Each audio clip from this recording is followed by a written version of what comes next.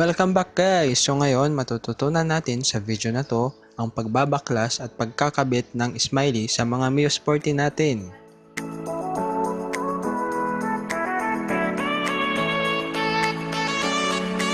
So ito yung mga tools na kailangan, Phillips screw. At pangalawa, gagamit ako ng Allen wrench kasi naglagay ako ng dalawang Allen bolt dito sa bandang harapan. Pero basically, kung pure stock ka pa, Phillips screw lang ang kailangan para makapagpalit ng smiley sa Mio Sporty natin.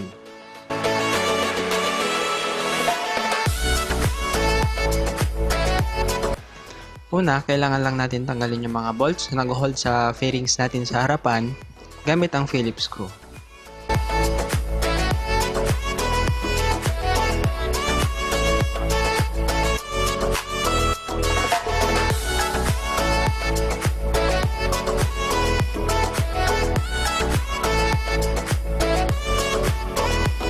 Mas mainam na gamitin natin yung mga Phillips screw na may magnet sa may dulo para maiwasan natin yung pagkahulog ng mga bolts sa malalalim na parts. Gaya na lamang dito sa bulsa ng mga Mio natin.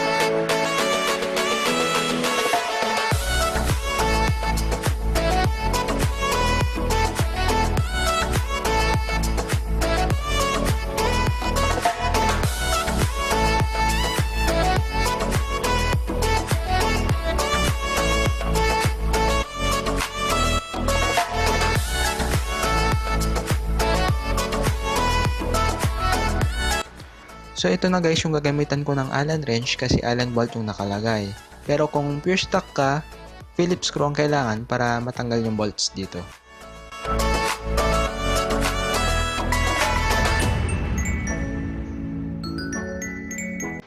Guys, yun yung mga bolts na kailangan nating tanggalin para matanggal tong fairing sa harapan. Ngayon, dahan-dahan naman nating hugutin tong socket.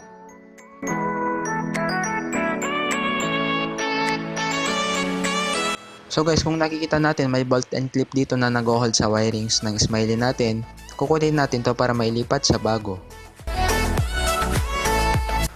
May 6 na bolts dito na nag-hold sa smiley natin, gagamit tayo ng Phillips screw para matanggal ito.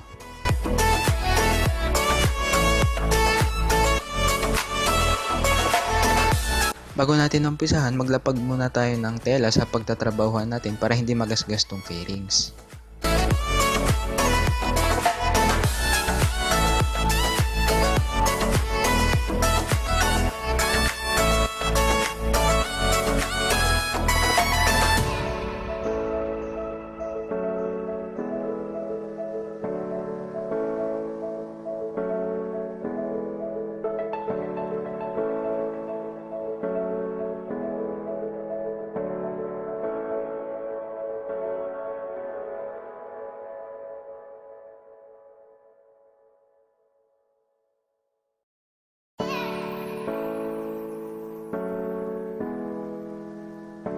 So guys, basically hindi talaga ako nagpalit ng smiley. Demo lang itong video na ito para sa mga gustong mag-DIY dyan at may idea rin tayo sa mga tools na gagamitin.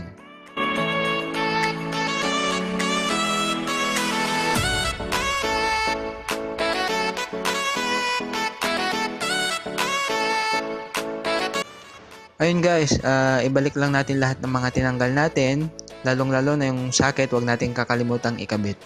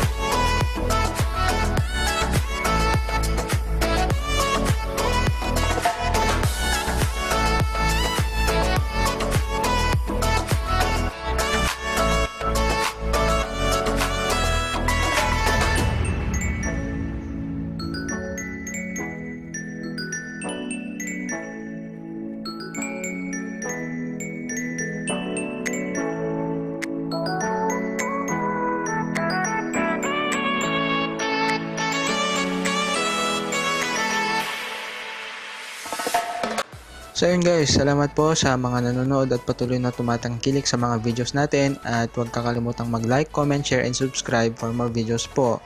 At ngayon nakatapos na naman tayo ng isang tutorial, nakapagpalit tayo ng smiley. So next tutorial pa ulit para sa Mio. And the next siguro baka maumpisa na natin yung project na cafe racer.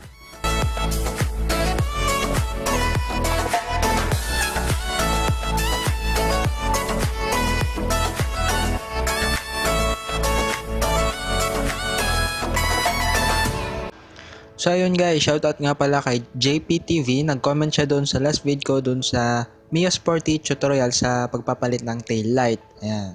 Shoutout sa iyo Paps, ride safe and God bless.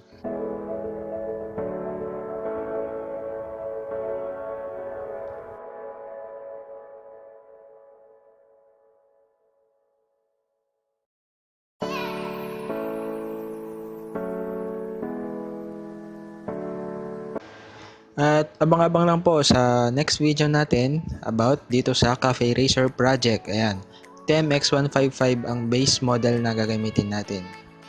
At huwag nating kakalimutan mag-like, comment, share, and subscribe for more videos po.